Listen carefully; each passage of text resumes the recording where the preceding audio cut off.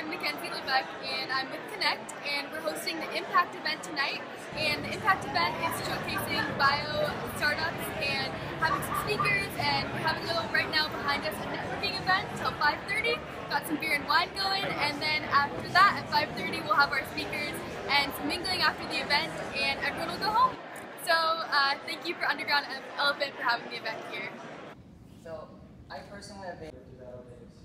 I'm Valentino Gantz. I'm an assistant researcher at UC San Diego, and today I talked at Impact about active genetics and its application as a gene drive to eradicate malaria worldwide, and other possible applications that could range from human therapy to drug discovery.